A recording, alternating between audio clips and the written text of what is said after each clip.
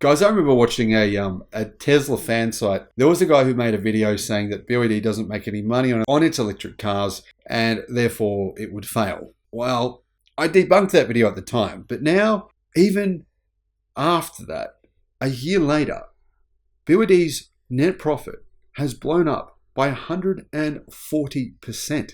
Damn. Hello, my friends. Welcome to the channel. It's great to see you. Thank you for tuning in. I'm Sam Evans. You're watching the Electric Viking. BYD have given us some initial data from what it's done over the last quarter, and the numbers are staggering. Now, we've just seen BYD Seal pricing, the new BYD Seal pricing in some of the countries outside of China. Pricing in Australia is insane. $36,000 for the base model. Amazing. Anyway, Q3 profit will rise by 69% versus Q2. Q2 was their best quarter ever.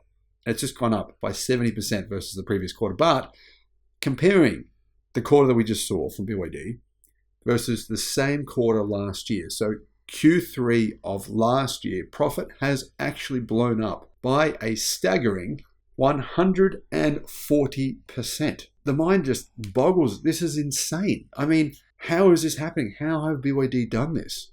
They are investing ridiculous amounts of money. And, we say these things like, we say, all right, NIO, Rivian, the reason they're losing so much money, Ford as well, they're losing so much money on the EVs they sell is because they're building production, right? They're building new factories, they're building new robots, but so is BYD. In fact, BYD is doing it at a much faster pace. Clearly, they're investing more money than NIO is, way more money. They're investing far more money than Rivian is, and at the same time as they're investing insane amounts of money. I mean, look, they take over factories, they buy factories. They bought a factory in Brazil. It was a Ford factory. They turned it into a BYD EV factory. They've done the same thing across many places in China. They're ramping production, growing, making all these new models. There's so many models you lose track of them now from BYD. I'm not saying that's a good thing, but there is. And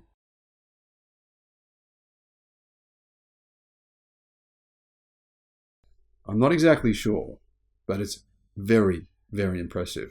BYD expects that its profiteering, not really, but you know what I mean, will grow significantly in the third quarter. It says it's going to make around about $1.3 billion US, or it did make around $1.3 billion US in the third quarter this year. Now, not a massive profit, but it is a massive profit when you consider the fact that they're growing at the rate that they're growing at. I mean, that they're more than doubling sales versus the same period last year. Sales have doubled, right? And so they're ramping production, building new factories, and making money, a lot of money at the same time. That is incredible. How on earth will Western companies compete with this? I don't know. I can see a path for Tesla to do so. I mean, they have mega casting, gigacasting, structural batteries. They use LFP. They do similar things to BYD in terms of vertical integration. But how on earth will everyone else compete with BYD and Tesla? I don't know how it's possible. It seems to me like the game has just been run and won and done and it's finished. Anyway, maybe not. What are your thoughts on that? Let me know in the comments. This preview from BYD on net profit in the third quarter will be a record high, and it surpasses last year's fourth quarter net profit of 7.3 billion RMB, or around 1 billion.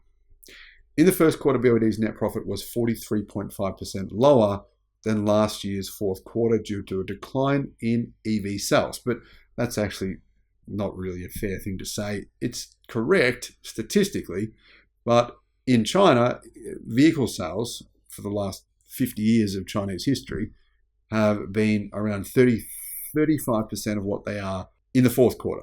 So vehicle sales in January, February, and March, just basically China goes on holidays and basically they don't buy anything over those 3 months. And it's always been the way that China is. So because BYD is still a very much China-centric business, 90% of their sales are still in China, they are very much reliant on that. So it's not really a fair point. But anyhow, after non-recurring gains and losses, BYD expects third quarter net profit to be RMB 8.6 billion to RMB 10.5 billion, representing year-on-year growth of 61.3 to 97%. BYD also expects third quarter earnings per share of RMB 3.30 to RMB 3.97, up from 1.97, so up nearly 100% versus the same quarter last year. BYD sold 824,000 new energy vehicles, so a combination of plug-in hybrids and EVs. Around 55% of those were EVs and 45% were plug-in hybrids, up 53% year on year and up 17% from the second quarter. So their sales have grown by 53% versus the same quarter last year. But 824,000. That means they sold, well, around nearly 450,000 EVs over the past 3 months, meaning they're pretty close to Tesla. Basically, Tesla and BYD are neck and neck right now when it comes to EV sales. Now, of course, BYD do sell a lot of cheap EVs. To be fair, the profit on those is not going to be significant. They sell cars like the Seagull, cars that cost $12,000, $13,000. That's a significant part of those sales. So they're never going to make big margins on those cars. In fact, almost all legacy automakers have pulled out of selling small cars altogether because they don't make enough profit on them. But BYD is like, well, that's fine. We'll take that market from you. BYD just sees that as an opportunity. In the first 3 quarters of this year, BYD actually delivered nearly 2.1 million vehicles, which is growth of 76% year on year. And that data comes from CNAV Post. BYD expects its net profit for the first 3 quarters to be RMB 20.5 billion to RMB 22.5 billion, which is growth in profit of 120% to 141%. So its profit grows at a faster speed than its sales are growing. That's really giving you proof and evidence of what other Chinese automakers have been saying. You need to sell a minimum of 500,000 EVs to make a profit. So BYD are able to reduce the cost of every vehicle it sells by selling more. They sell 1 million, the cost to sell each one is lower. This is really the key reason that BYD and Tesla have significant advantages over the competition, because the more they make, the less the cost is, and they're so far ahead of everyone else that they're clearly paying less to sell each car than all of their competitors, significantly less. Now, BYD doesn't just do cars though. They obviously do batteries, they do trucks, they do buses, they do a range of different things. But they also have a phone business, and they make iPads as well for Apple, and they do a range of different other aspects. They're actually the biggest supplier of masks during COVID-19. They pretty much just do whatever they think will work or basically take any opportunity they can. So BYD's phone parts and assembly business benefited from an increase in the share of large overseas customers and a rebound in demand from Android customers, they said. So profit in that area seems to have grown as well. The company's businesses such as EVs and new smart products continued to grow at a high rate, says CNF Post. Capacity utilization continued to improve, business structure was further optimized, and profitability continued to improve. And this is what is truly staggering to me. Profitability continues to improve. And this business, it's actually quite confusing. They do so many things. It's a little bit hard to keep track. So many models, whether those be plug-in hybrids or fully electric cars, so many variants of so many models.